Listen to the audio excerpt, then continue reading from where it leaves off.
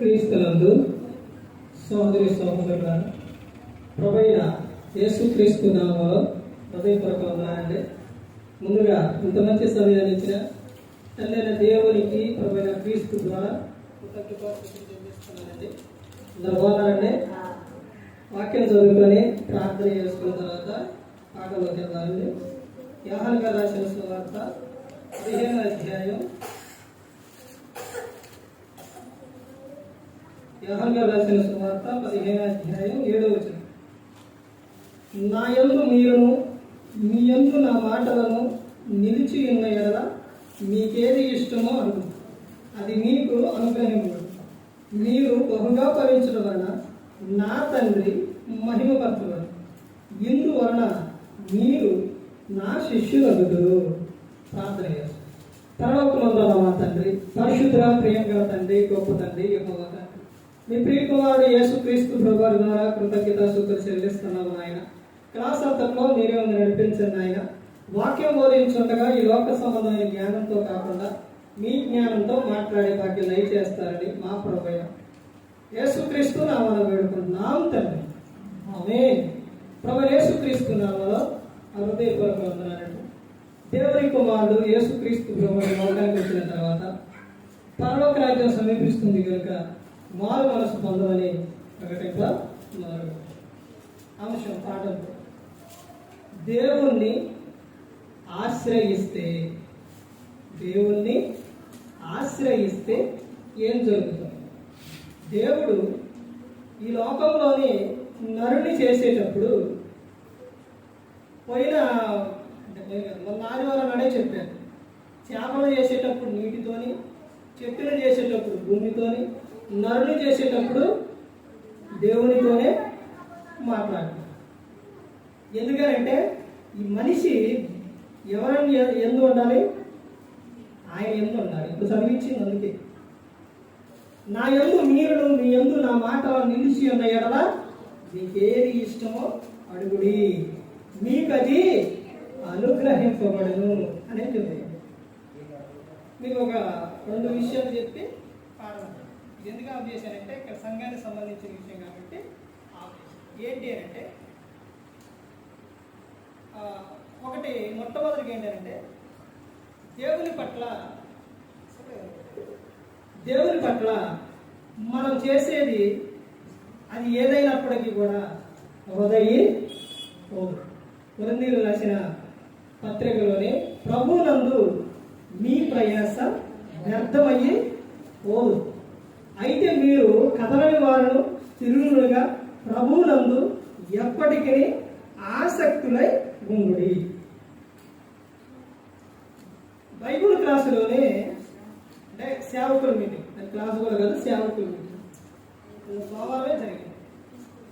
అందులో మీకు ఒకసారి చెప్పాను, అందరిలో చిన్నవాడు ఎవరనంటే నేనే. అందరూ పెద్ద వయసు వాడు. అక్కడ ఈ దేనికైనా కానీ కొంచెం ముందుగా ఉంటాను. ఆ తర్వాత ఏదైనా అక్కడ చేయాలన్నా కానీ ఏదైనా కానీ ముందుగా. అయితే అక్కడ క్లాసు నడిపే అతను అంటే అంతమందికి ఆయన ఒక్కసారి కాదు, సోమవారం మంగళవారం ఇట్లా వారాలు అన్ని చోట్ల ఒక 5-6 ఉన్నాయి. క్లాసుకు వచ్చి ఒక 20 మంది 25 మంది ఉంటారన్నమాట సేవకులు. అయితే ఆయన వెళ్ళినప్పుడు ఆయన రాడు, ఆయన దూరం నుంచి రావాలి. తర్వాత ఆయన ఎప్పుడు వస్తారంటే అందరూ కూడుకున్నారు, అందరూ వచ్చిన తర్వాత ఆయన వస్తారు. ఒక్కడిద్దరు కొంచెం లేటుగా వస్తారు. అయితే ఇప్పుడు ముందుగా వెళ్ళి అక్కడ చేసే ప్రతి ఒక్కటి ఆయనకి ఎలా తెలుసు?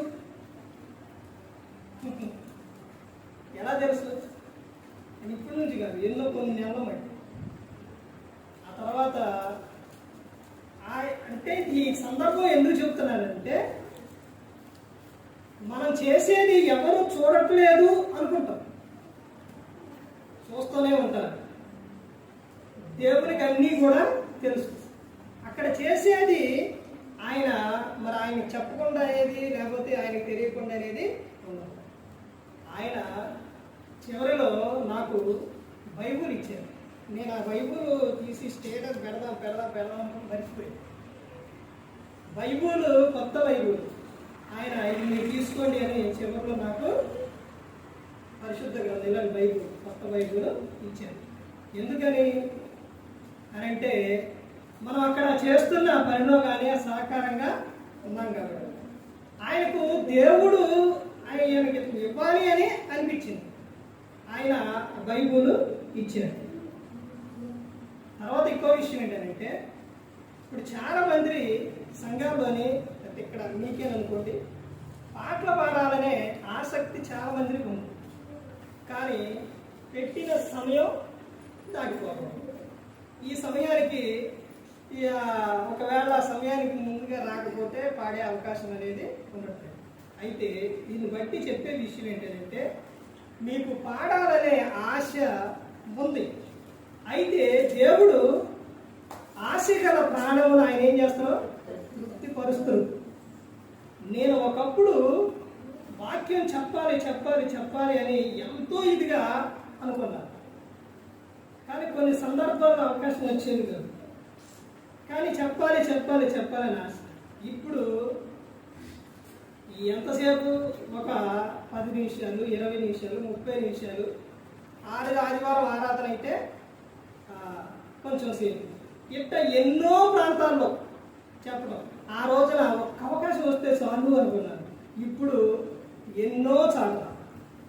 అంటే ఇది ఎందుకు చెప్తున్నానంటే మనలో దేవుని పట్ల మనం ఏ ఆశ అయితే కలిగి ఉన్నామో, అంటే మరి లోకాశలు కాదండు ఈ తీర్చడం దేవుడు దేవుని పట్ల కలిగి ఉన్న ఆశ. నువ్వు ప్రార్థన చేయాలని ఉన్నా, పాటలు పాడాలని ఉన్నా, లేకపోతే వాక్యం చెప్పాలని ఉన్నా, దేవుని పరిచర్య చేయాలని ఉన్నా, దేవుడు నీ కోరికను ఏం చేస్తారో నెరవేరుస్తాడు. నిన్ను ఏం చేస్తారో తృప్తిపరుస్తాడు. ఒక్కొక్క సందర్భంలో యూట్యూబ్లో పెట్టడానికే సమయం అనేది సరిపోవట్లేదు. అన్ని చోట్ల అన్ని వాక్యాలు దేవుడు ఇచ్చాడు. ఎందుకు చెబుతున్నానంటే మీకు పాడాలనే ఆశ ఉంది. దేవుడు దానిని ఏం చేస్తారో మీకు ఎన్ని పాటలు కావాలంటే అన్ని పాటలు పాడే అవకాశం ఇస్తారు. ఎక్కడనే నేను చెప్పను కానండి, ఎక్కడైనా కానీ మీకు అవకాశం అనేది వస్తుంది. ఎందుకంటే మనం ఏ ఆశ అయితే కలిగి ఉన్నామో దేవుడు దానిని నెరవేరుస్తాడు. దేవుడు కోరుకున్న విషయం ఏంటంటే మీరు నా యందు ఉండాలి, నేను మీ యందు ఉండాలి. మీకు ఏది ఇష్టమో అడుగుడి అని చెప్తాను. అలా అడిగిన తర్వాత జరిగే విషయం ఏంటంటే చెప్తున్నారు చూడండి, అది మీకు అనుగ్రహింపబడును, మీరు బహుగా ఫలించడం వలన నా తండ్రి మహిమపరచబడును. మీరు భూమి మీద ఎలా ఉండాలంటే బహుగా ఫలించాలి. అన్ని విషయాలు నువ్వు దేవుని పని విషయాల్లో నువ్వు అభివృద్ధి చెందాలి. తర్వాత నువ్వు జీవనోపాధి కోసం చేసే పని విషయాల్లో అభివృద్ధి చెందాలి. నువ్వు అన్ని విషయాల్లో యాహారు గారు రాసిన పత్రికల్లో చెబుతూ, ప్రియుడా నువ్వు ఆత్మలో వర్ధిల్లుచున్న ప్రకారం సౌఖ్యంగా నువ్వు అన్ని విషయాల్లో ఏవాలి వర్ధిల్లాలి అని చెబుతారు. మీరు అన్ని విషయాల్లో వర్ధిల్లాలి. అలా వర్ధిల్లినప్పుడు జరిగే విషయం ఏంటి? అక్కడ నా తండ్రి మహిమపరచబడును అని చెప్తారు. అలా మీరు వర్ధిల్లితే జరిగేది ఏంటంటే దేవునికి ఏమొస్తుందంట? మహిమ వస్తుందంట. తర్వాత ఇంకా చెప్తున్న సందర్భం ఏంటి అక్కడ? ఇందువలన మీరు నా శిష్యులవుదురు. వీళ్ళు ఎవరు? నా శిష్యులు. యేసుక్రీస్తు ప్రభువారి శిష్యులు అంటే వాళ్ళు ఎలాంటి వాళ్ళు తెలుసండి? యేసుక్రీస్తు ప్రభువారి శిష్యులు జాలరు, సముద్రంలో చేపలు పట్టేవారు. ఆ తర్వాత దేవుడు యేసుక్రీస్తు ప్రభువారి వాళ్ళనే మనుషులు పట్టే వారికి మనుషులను పట్టే జాలరుగా చేశారు. ఇప్పుడు వాళ్ళు ఎలాంటి వాళ్ళు అని అంటే ఎందుకు చెప్తున్నారు ఈ సందర్భం అంటే, ఈ రోజున క్రైస్తవుడు ఎలా ఆలోచిస్తున్నారనంటే చిన్న బాధ వచ్చినా సమస్య వచ్చినా ఏదైనా నా పని అయిపోయింది అనుకుంటున్నారు. ఈ చేసే పనులు నా వల్ల కాదు అనుకుంటున్నారు. ప్రయత్నించే విషయం ఒక్కసారి కన్నా జరగకపోతేగా జరగదు అనుకుంటున్నారు. అలా కాదండి. యేసుక్రీస్తు ప్రభువు శిష్యులు వాళ్ళు అన్ని విషయాల్లో కూడా, శరీర సంబంధమైన విషయాల్లో కూడా ఎంత బలవంతులో తెలుసు అన్నాడు. ఈ రోజున మనిషి బలహీనంగా మారిపోతాడు. కానీ యేసుక్రీస్తు ప్రభువు ఎందు ఉన్నవారు అంటే ఆత్మ విషయాల్లో కానీ శరీర విషయాలు అన్ని విషయాల్లో నువ్వు జాగ్రత్త ఉండాలి, బలంగా ఉండాలి. యేసుక్రీస్తు ప్రభువు శిష్యులు ఎలాంటి వారు అని అంటే, ఎంత బలాఢ్యులు అంటే, యేసుక్రీస్తు ప్రభువుని సిలువకు తీసుకెళ్లేటప్పుడు యోధా ఇస్కరియోతు వచ్చి ముద్దు పెట్టుకున్నప్పుడు, అక్కడ అలా ముద్దు పెట్టుకున్న తర్వాత ఒక వ్యక్తి పట్టుకోవడానికి వస్తే ఒక ఆయన ఎవరిని నెట్టి? సైనికుడిని. సైనికుడిని అంటే సైనికుడు ఎలా ఉంటాడో, ఎంత బలంగా ఉంటాడో, అన్నీ నేర్చుకొని అన్నీ ఇదిగా ఉంటాడు. ఆ సైనికుడిని నెట్టి తన వరలో ఉన్న కత్తిని తీసి ఏం చేసిండు? చెవి నరికిండు. అంటే సామాన్యుల, నేను వేరే విధంగా చెప్పట్లేదండి, యుద్ధం చేయమని నేను చెప్పట్లా. అంటే క్రీస్తు శిష్యులంటే ఎలా ఉండాలో అక్కడ చెబుతున్న సందర్భం.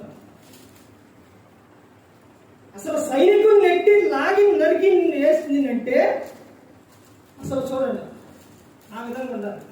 మీకు ఎక్కువ సందర్భం లేదు.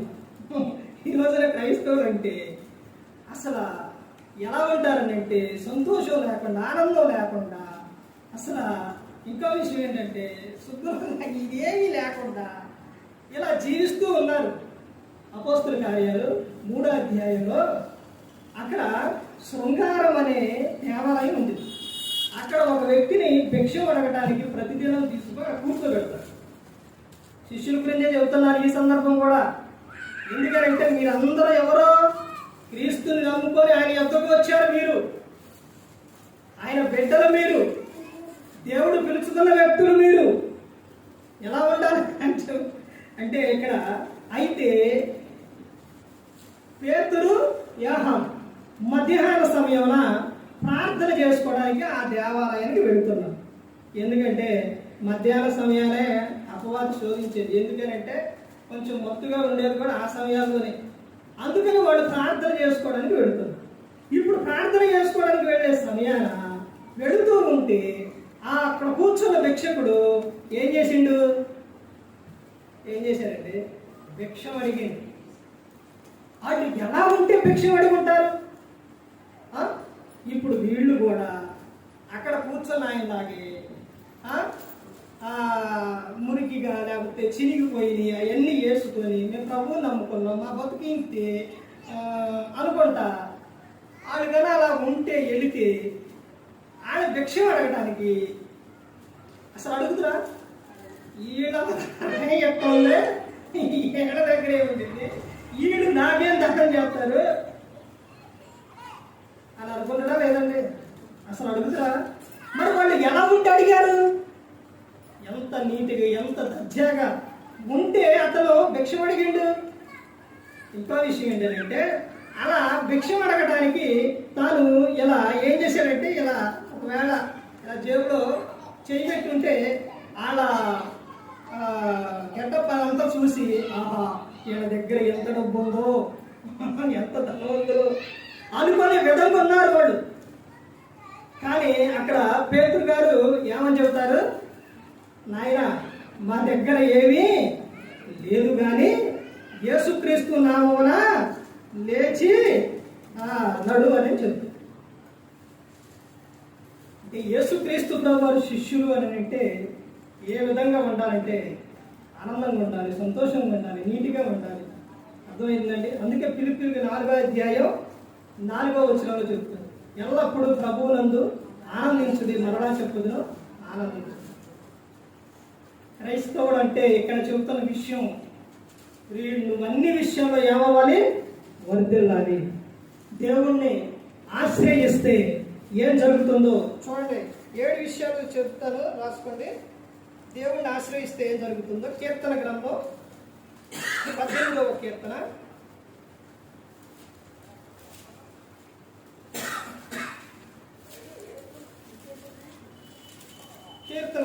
18వ కీర్తన 30వ వచనం చూడండి. దేవుడు యథార్థవంతుడు, యెహోవా వాక్కు నిర్మలము, తన శరణజొచ్చు వారందరికీ ఆయన కేడము. ఆయన ఎలా ఉంటాడని చెప్తున్నారు. దేవుడు మనకు ఎలా ఉంటాడనంటే కేడముగా గుండును అని చెప్తున్నారు. అంటే దేవుని ఆశ్రయిస్తే ఆయన ఎలా ఉంటాడంటే కేడముగా గుండును.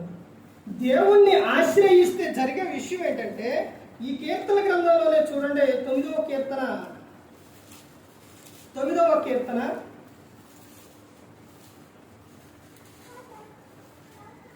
10వ వచనం చదవండి. యెహోవా నిన్ను ఆశ్రయించు వారిని నీవు విడిచిపెట్టువాడవు కావు, కావున నీ నామం ఎరిగిన వారు నిన్ను నమ్ముకొందురు. యెహోవా నిన్ను ఆశ్రయించువారు, యెహోవాను ఆశ్రయించువారు. అంటే ఇక్కడ సందర్భం ఏం చెప్తున్నారంటే, దేవుడు నిన్ను విడిచి పెట్టడు. దేవుడు విడిచిపెట్టడు. ఎప్పుడు దేవుణ్ణి ఆశ్రయించినప్పుడు దేవుడు మిమ్మల్ని విడిచి పెట్టడు. అదే అక్కడ చెప్తున్న సందర్భం. ఏమని చెప్తాను, యెహోవా నిన్ను ఆశ్రయించు వారిని నీవు విడిచిపెట్టు వాడు కావు, విడిచిపెట్టు. మరి కింద ఏమని చెప్తున్నారు, కావున నీ నామం ఎరిగిన వారు నిన్ను నమ్ముకొందురు. ఆయన నామం ఎరిగిన వారు అంటే, నామం అంటే అధికారం. అంటే దేవునికి ఒక అధికారాన్ని, ఆయన పవర్, ఆయన శక్తి ఏంటి అన్నది ఎరిగిన వారు ఆయన ఏం చేస్తారు, నమ్ముకుంటారు అని చెప్తారు. దేవుని ఆశ్రయించినప్పుడు దేవుడు ఎప్పుడు కూడా విడిచిపెట్టరు. కీర్తన 128వ కీర్తన అదే ఉంటుంది. ప్రతిసారి ఎప్పుడైనా కానీ మీరు కొన్ని కీర్తన చదువుకోండి, ఆ కీర్తనలో మీకు హృదయం అలా ఉండిపోవాలి. 1వ కీర్తన, 2 23వ కీర్తన, ఆ తర్వాత 128వ కీర్తన, 121 ప్రయాణమై వెళ్ళేటప్పుడు, భయంగా ఉన్నప్పుడు మా ఏం జరుగుతుందో అనుకున్న సందర్భాల్లో 91వ కీర్తన. ఈ కీర్తనలో చదువుకోండి, ప్రతి ఒక్కటి అర్థమైంది. 128వ కీర్తనలో చెబుతున్న విషయం, యెహోవా యందు భయభక్తులు కలిగి ఆయన త్రోవల యందు నడుచు వారందరూ ధన్యులు అని చెప్తున్నారు. దరిద్రులు అని చెప్పట్ల, ధన్యులు అని చెప్తున్నారు. నీకు ఏది కూడా తక్కువై ఉండదు. ఆ తర్వాత కింద వచ్చిన ఏమని చెప్తున్నారు, నిశ్చయముగా నీవు నీ చేతుల కష్టార్జితం అనుభవించదవు. నీకు ఏంటంట, మేలు కలుగును. నీ లోగటి నీ భార్య ఫలించు ద్రాక్ష వలె ఉండును. నీ పిల్లలు ఒలీవ మొక్కల వలె ఉంటారు. యెహోవా యందు భయభక్తులు గలవాడు ఎలాగూ ఆశీర్వదింపబడును. సీయోను నుండి యెహోవా నిన్ను ఆశీర్వదించును. నీ జీవిత కాలం అంతయు యెరూషలేమునకు క్షేమము కలుగుట చూచెదవు. నీ పిల్లల పిల్లల నీవు చూచెదవు. నీ పిల్లల పిల్లలను నువ్వు కూడా చూస్తావు. ఆశీర్వాదం అండి. దేవుణ్ణి నమ్ముకున్న వాడు ధన్యుడు. వారికి దేవుడు వారిని ఏం చేస్తాడో ఆశీర్వదిస్తాడు. దేవుడు వారిని విడిచిపెట్టడు. అది మనిషి అనుకుంటాడు కానండి, నువ్వు చేసే ప్రార్థన దేవునికి నువ్వు మొరపెట్టుకునేది అది దేవుడు నాతోనే అనుకుంటారు కానీ దేవుడు నీతోనే కాదండి. నీకు, నీ కుటుంబానికి, నీ కుటుంబంలో ఉన్నవారికి, తర్వాత వారికి, వాళ్ళందరికీ కూడా దీవెన. మా మామగారు చేసిన ప్రార్థన ఇప్పుడు అందరికీ కూడా అది దీవెనకరంగా ఉంది. చేసే ప్రార్థన ఎప్పుడు కూడా వృధా పోదండి. ఇంకో విషయం ఏంటంటే, దేవుని ఎదుట కార్చే కన్నీరు ఎప్పుడు కూడా వృధా పోదు. ఆయన ఒక బుడ్డిలో దాన్ని దాస్తారంట. కన్నా పిల్లలు లేనప్పుడు ఏం చేసింది, కన్నీటితో ప్రార్థన చేసింది. బహుమానం ఏదైనా ఒక బాధ కానీ సమస్య కానీ వచ్చినప్పుడు మనుషుల ముందు వేడిస్తే మనుషులు ఏమంటారంటే, అది జరిగిందా అంటారు. ఆ తర్వాత నేను అడిగిన ఇవ్వకపోయినా ఏదన్నా చిన్న మాట వచ్చినా ఆ తర్వాత దీన్ని పక్కకి చెప్పేస్తారు. అర్థమవుతుందండి. దేవుడు అలా కాదు. దేవుడు అలా కాదండి. నువ్వు ఏదన్నా నీ ఏ అవసరమైనా కానీ దేవుని ఎదుట మోకాళ్ళు నీ కన్నీటితో నువ్వు ప్రార్థన చెయ్యి. రెండోది ఏంటంటే ఉపవాస ప్రార్థన. ఈ ప్రార్థనకు చాలా శక్తి ఉంది. 25 రకాల ప్రార్థనలు ఉన్నాయి.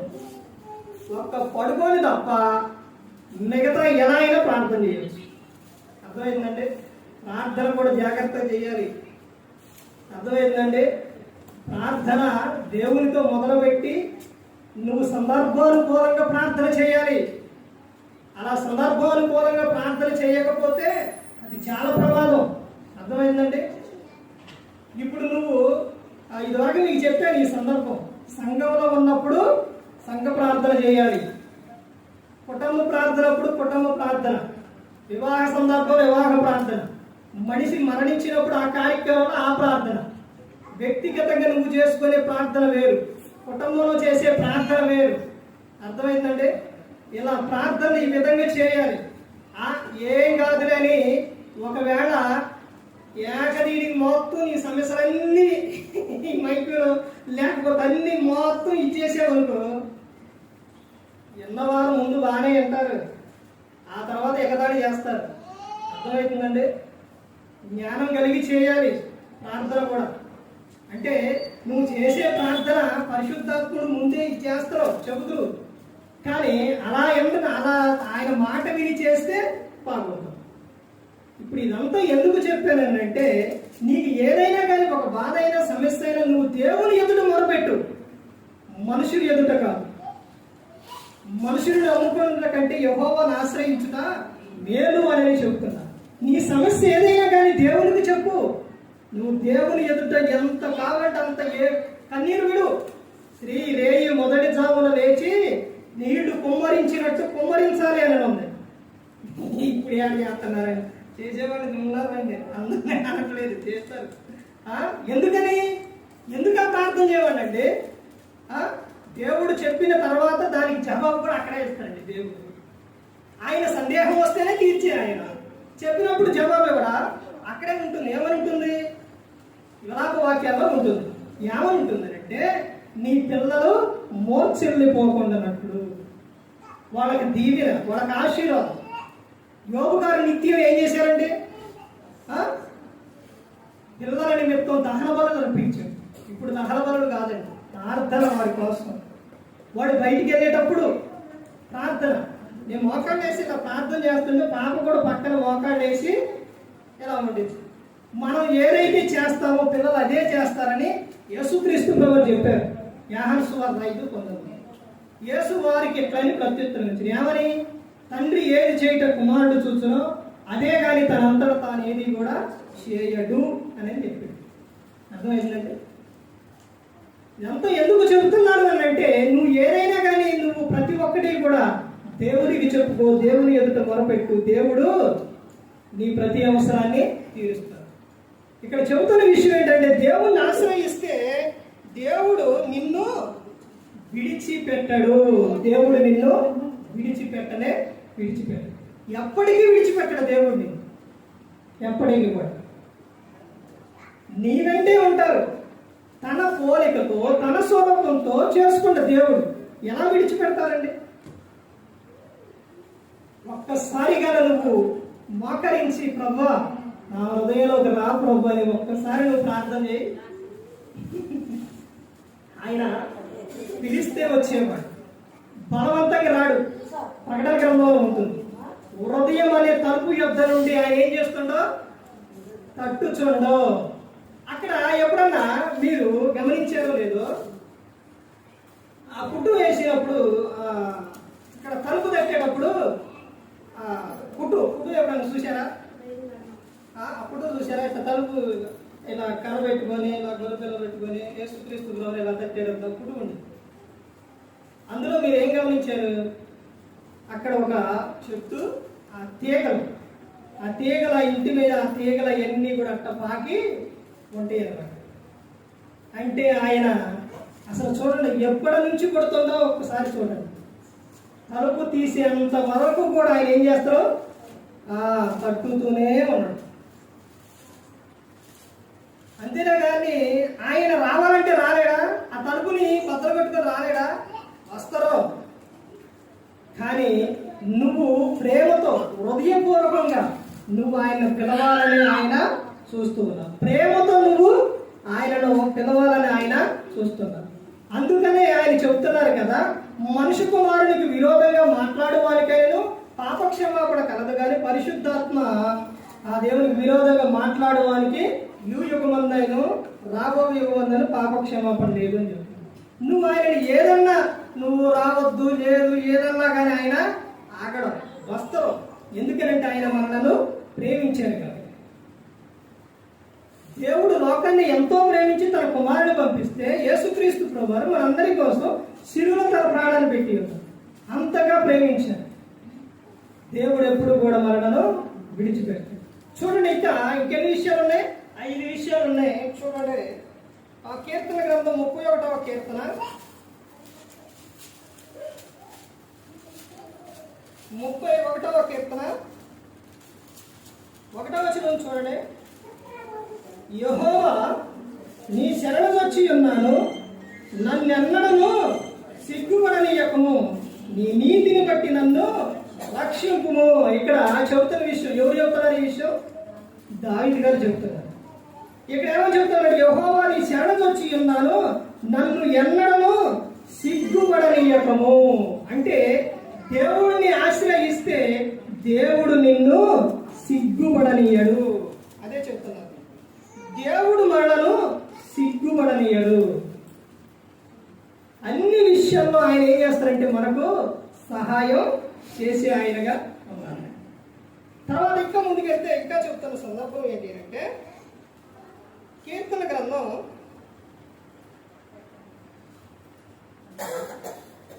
37వ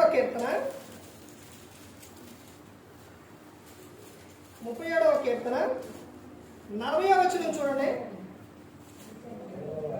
యెహోవా వారికి సహాయుడై వారిని రక్షించును, వారు యెహోవా శరణొచ్చి ఉన్నారు కనుక ఆయన భక్తిహీనుల చేతుల నుండి వారిని విడిపించును.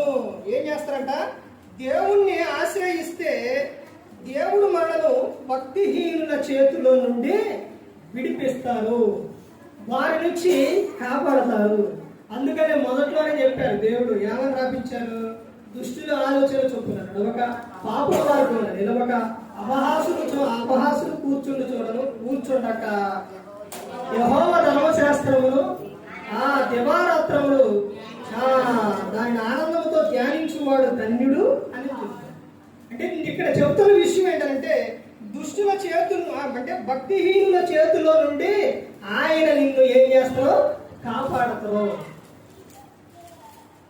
ఒక వ్యక్తి ఏదన్నా అంటే ఎవరైనా కానీ ఒక వ్యక్తి దొంగతనం చేయడానికి వెళ్ళేటప్పుడు ఆ వ్యక్తి ఏమంటే ఇక్కడ దాకా వెళ్ళొద్దామని పిలిస్తే అలా వెళుతున్న సందర్భాల్లో అలా వెళ్ళకుండా కూడా ఆయన ఏం చేస్తారు? నీకు ఆలోచనిస్తారు, అది తప్పు, వెళ్ళొద్దు అని చెప్పి ఆ మాట విని నువ్వు తిరిగితే ఆ ప్రమాదంలో పడకుండా దేవుడు కాపాడతారండి.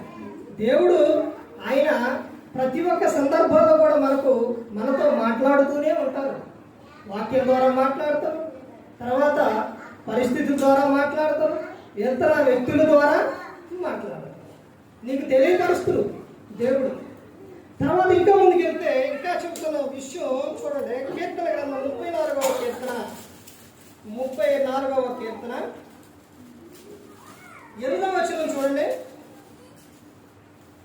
యెహోవా ఉత్తముడని రుచి చూచి తెలుసుకుని ఆయనను ఆశ్రయించు నరుడు ధన్యుడు. యెహోవా భక్తులారా ఆయన యందు భయభక్తులు ఉంచుడి, ఆయన యందు భయభక్తులు ఉంచు వానికి ఏ మేలు కొదువలేదు, ఉంచువానికి ఏమీ కొదువలేదు. సింహపు పిల్లలు లేవి గలవై ఆకలి గలను, యెహోవాను ఆశ్రయించు వారికి ఏ మేలు కొదువై ఉండదు అని చెప్తున్నారు. అంటే ఆయనను ఆశ్రయించు వారు ఎవరనంటే మనం దేవుణ్ణి ఆశ్రయించు వారు ఎవరు అంటే ధన్యులు అని చెప్తారు. నీకు ఏది కూడా పొదువయ్యి ఉండదు అని చెప్తారు. సింహం అడవికి రాజు, అడవికి రాజు అయినప్పుడు అసలు ఏమన్నా తక్కువైందండి. కానీ సింహపు పిల్లలే ఆకలి కొండేయండి. కానీ ఆయన ఆశ్రయించు వారికి ఏ మేలు కూడా కొదువై ఉండదు అని చెప్తుంది. మనము ఆయనను ఆశ్రయించు వారు ఎవరనంటే ధన్యులగుదురు అని చెప్తుంది. తర్వాత కీర్తన గ్రంథం 112వ కీర్తన 112వ కీర్తన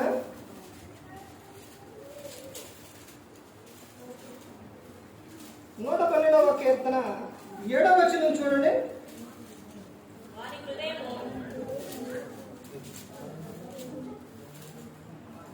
చదవమ్మా.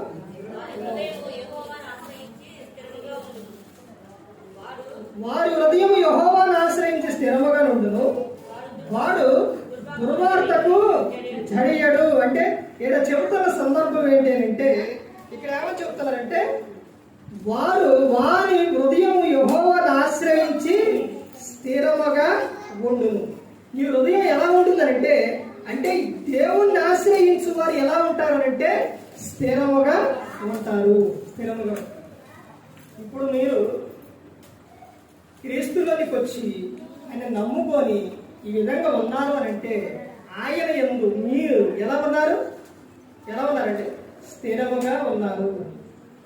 ఫిలిప్పీయులకు 4:7 ఆయనకు మొరపెట్టినప్పుడు, ఆయన యందు ఉన్నప్పుడు ప్రతి ఒక్కటి ఆయనకు తెలియపరిచినప్పుడు ఆయన చెబుతున్న సందర్భం ఏంటంటే, యేసుక్రీస్తు ప్రభువారు మీ హృదయములకు మీ తలంపులకు కావలిగా ఉండును. అంటే వారి హృదయానికి ఎవరుంటారట, వారి తలంపులకు ఎవరు కావాలి అంటారు? యేసుక్రీస్తు ప్రభువారు. అంటే వారు అప్పుడు ఎలా ఉంటారు? స్థిరముగా ఉంటారు. నువ్వు ఒకవేళ ఏదైనా ఒక ఆలోచన వచ్చి వస్తుందనుకోండి, వెంటనే దేవుడు ఏం చెబుతున్నాడంటే ఇదిగో ఇది కరెక్ట్ కాదు అని నిన్ను ఎలా ఉంచుతున్నానంటే స్థిరముగా ఉంచుతున్నాడు. ఎప్పుడు అంటే ఆయనను ఆశ్రయించినప్పుడు. అలా కాకుండా దేవునికి దూరంగా ఉంటే లోకంలో కలిసిపోతాడు. దేవునికి దూరంగా ఉంటే ఏం జరుగుతుందో కూడా గ్రంథంలో చెప్పారు. 2 కుమారులు ఉన్నప్పుడు చిన్న కుమారుడు తన ఆస్తి మొత్తం తీసుకుపోయి దుర్వ్యాపారం పాలు చేసి మొత్తం కూడా దాన్ని పాడు చేసినప్పుడు అయిపోయిన తర్వాత తండ్రికి దూరంగా ఉన్నప్పుడు ఎలా ఉన్నాడు? తినడానికి కూడా లేదు. ఇప్పుడు తండ్రి దగ్గరకు వచ్చినప్పుడు ఏమనుకుంటా, తండ్రి దగ్గరికి వెళ్తే నా తండ్రి యొక్క కూలివారే సమృద్ధిగా తింటారు, సమృద్ధిగా దొరికింది. అలాగే దేవుని యొద్దకు వచ్చినప్పుడు మనకన్నీ కూడా ఎలా ఉంటాయంటే సమృద్ధిగా ఉంటాయి.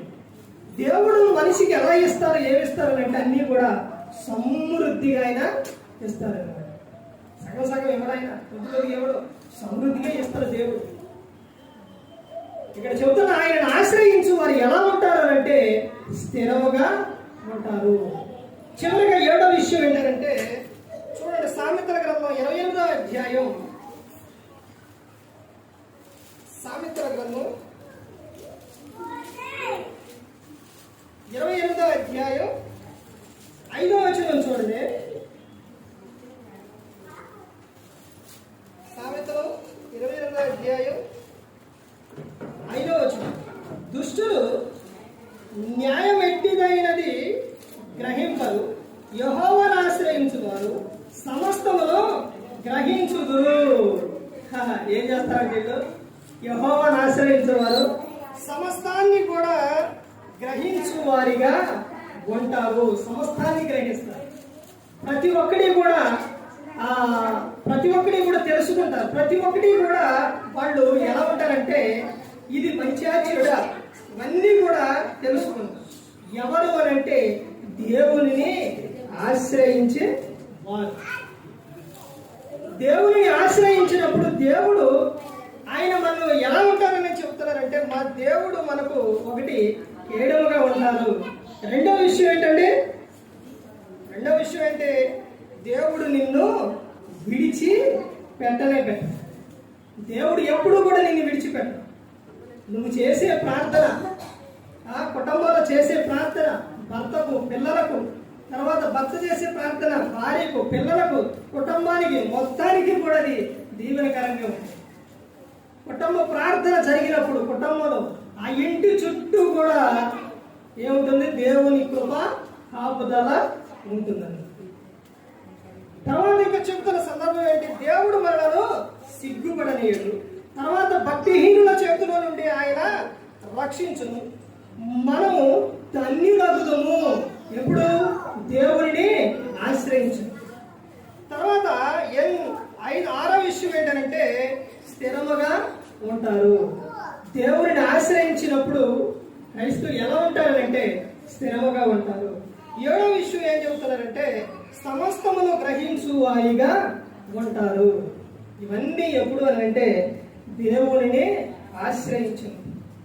దేవుడిని ఆశ్రయించే నరుడు ఎవరు అనంటే ఎవరు? ధన్యుడు అని చెబుతున్నారు. అందుకని ప్రతి ఒక్కరూ కూడా గమనించుకోవాలి. ప్రతి ఒక్కరూ కూడా తెలుసుకోవలసిన విషయం ఏంటంటే ఇదిగో నీ గురించి నీవు మర్చిపోతావు. నువ్వెవరు అన్నది మర్చిపోతావు. నువ్వు ఎవరు అని అంటే దేవుని కుమారుడివి, కుమార్తెవి. ఇది ఎప్పుడు కూడా మర్చిపోవు. ఈ లోకం కాదు. ఏ లోకం? పరలోకం. ఇప్పుడు కేరళ కానీ అమెరికా కానీ ఎక్కడికైనా ఆస్ట్రేలియా కానీ ఎక్కడికైనా వెళ్ళాము అనుకోండి, అక్కడ ఉండిపోతావా? చూడటానికి వెళ్ళాము అనుకోండి, అక్కడ ఉండిపోతావా? ఉన్నాం. చూసి మన నివాసం ఎక్కడ? అక్కడికే. అలాగే దేవుడు మనల్ని ఇక్కడికి పంపించింది ఇక్కడ కొంతకాలం ఉండి మరణ ఆయన యొద్దకు వెళ్ళడానికి.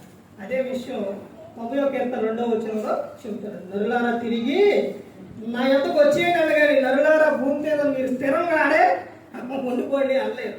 అర్థమైందండి? మనకు శాశ్వతమైన లోకం ఉంది. అదే ఏంటి? పరలోకం. ఆ లోకం ఎలా ఉంటుంది తెలుసండి? ఎలా ఉంటుంది? ఆనందంగా సంతోషంగా ఉంటుంది. అక్కడ ఆయన యేసుక్రీస్తు ప్రభువారు ఈ లోకంలో గొర్రెపిల్ల అంటే తగ్గించుకొని ఆయన వచ్చారు. ఇప్పుడు ఈ 66 పుస్తకాలు 65 పుస్తకాల్లో కూడా అలాగే ఉంటుంది. అంటే కొన్ని సందర్భాల్లో చెబుతారు. కొన్ని సందర్భాల్లో ఏ సందర్భాల్లో చెబుతారంటే కొలసీలు రాసే పత్రిక 1వ అధ్యాయం 14-15 వచనాల నుంచి ఆయన ఏంటి అన్నది ఉంటుంది. తర్వాత పిలుపులకు 2వ అధ్యాయంలో దేవుడు ఎంతగా హెచ్చించాడన్నది ఉంటుంది. కానీ 66వ పుస్తకంలో యేసుక్రీస్తు ప్రభువు పవర్, ఆయన శక్తి ఏంటి అన్నది ప్రకటన గ్రంథంలో ఉంటుంది. 1వ అధ్యాయం మొత్తం చదవంటే యోహాను గారు యేసుక్రీస్తు ప్రభువుని ఎలా పరిచయం చేశారంటే హీరో పరిచయం.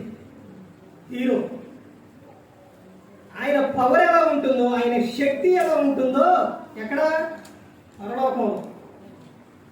అక్కడ ప్రకటన గ్రంథంలో రాపించిన ఆయన ఎలా ఉంటారు.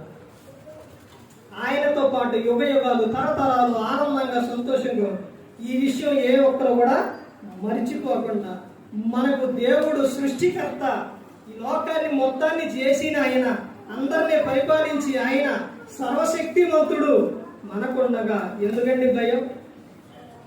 ఏ విషయం అయినప్పటికీ ఏ సందర్భం అయినా కానీ ఆయనకు చెప్పండి, ఆయనే ప్రతి అవసరం కూడా తీరుస్తారు. ఏ ఒక్కరు కూడా నశించే నరకానికి వెళ్ళిపోకూడదని యేసుక్రీస్తు ప్రభువు ఈ లోకానికి వచ్చి మనందరి కోసం శిలువలో తన ప్రాణాన్ని పెట్టి ఉన్నారు. మరి ఈ విధంగా నిలబెట్టి మాట్లాడించిన తండ్రి దేవునికి కృతజ్ఞతాస్తుతులు చెల్లిస్తూ ఇంతవరకు శ్రద్ధగా ఉన్న మీకు ప్రభు పేరు హృదయపూర్వకంగా చెల్లిస్తూ ఈ మాట అందరికీ